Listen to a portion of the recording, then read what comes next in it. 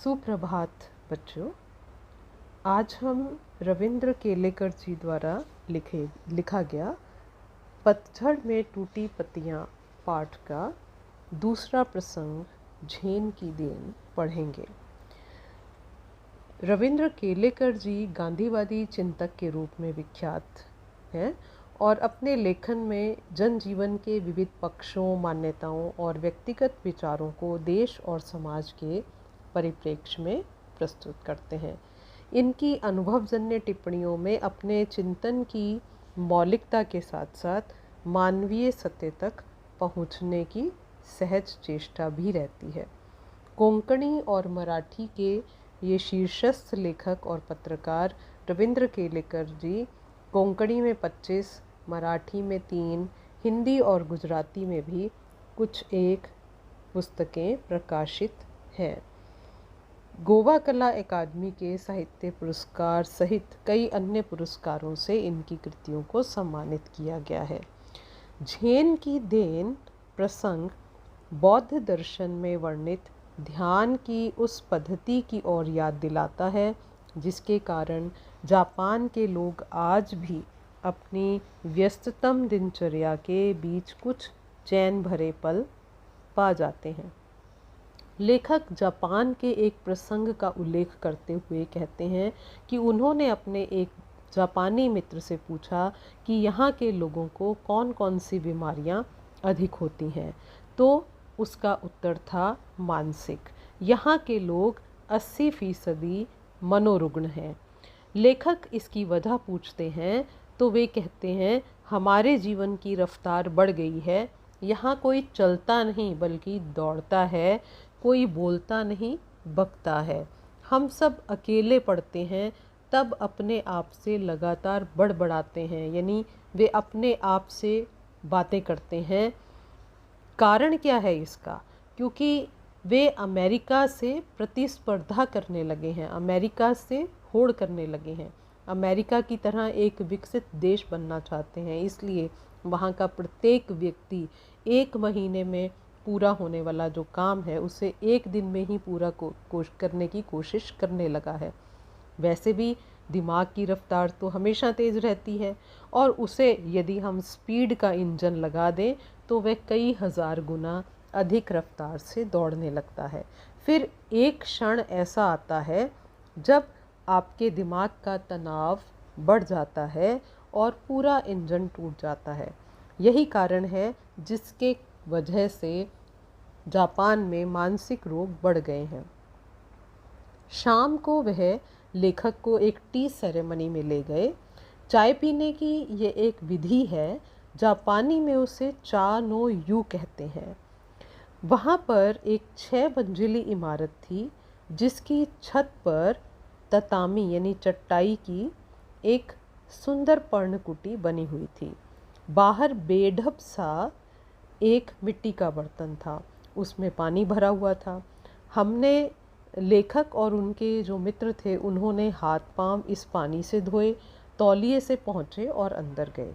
अंदर एक व्यक्ति बैठा था जिसे चाजीन कहा जाता था, जो चाय बनाएगा और चाय देगा भी।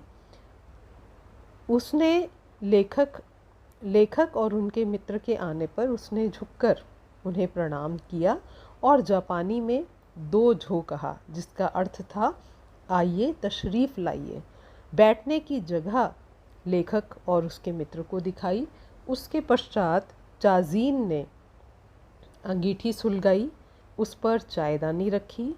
बगल के कमरे से जाकर वह कुछ बर्तन लाया, तौलिए से उसने बर्तन साफ़ किए और सभी क्रियाएं बहुत ही शांतिमय, बहुत ही गरिमापूर्ण ढंग से की। और उस वहाँ का वातावरण इतना शांत था कि लेखक को चाय दानी में रखे पानी के उबलने की आवाज़ स्पष्ट सुनाई दे रही थी। चाय तैयार हुई तो उसे प्यालों में भरा गया और फिर वे प्याले उनके सामने रख दिए गए। वहाँ वे 3 मित्र ही थे।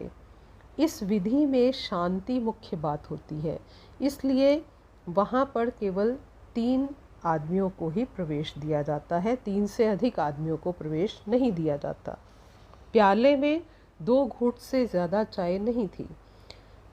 सब ने होठों से प्याला लगाकर एक एक बूंद चाय पीते रहे।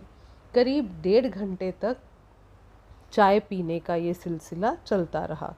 पहले 10-15 मिनट तो लेखक उलझन में पड़ा रहा।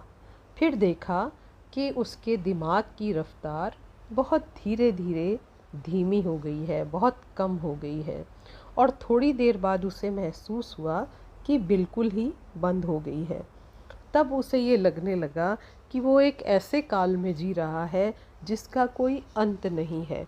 यहाँ तक कि अब उसे सन्नाटे की आवाज़ भी सुनाई देने लगी। लेखक ये कहते हैं कि हम या तो गुज़रे हुए या तो बीते हुए दिनों की यादों में उलझे रहते हैं, क्योंकि बीते हुए दिनों की यादें हमें सताती हैं। यदि हमारा आज का वर्तमान का समय अच्छा नहीं तो हम बीती हुई बातों को याद करते हैं, उनमें हमने जिस प्रकार का जीवन जिया उसको याद करते हैं और भविष्य के रंगीन सपने देखते हैं कि भविष्य में ये होगा या वो होगा। और इस तरह हम या तो भूतकाल में जीते हैं या फिर भविष्य काल में जीते हैं। यानी हर समय हम अपने भविष्य की, फ्यूचर की चिंता करते रहते हैं, फ्यूचर की प्लानिंग्स करते रहते हैं, और बीते हुए समय में हमने जो खो दिया उसकी हमें चिंता हो जाती है या दुख होता है। तो इस तरह लेखक उस समय ये मानने को तैयार हो जाते हैं कि असल में ये दोनों काल यानी भूतकाल और भविष्यकाल बिल्कुल झूठे हैं। एक चला गया है, दूसरा भी आया नहीं है। तो सत्य क्या है?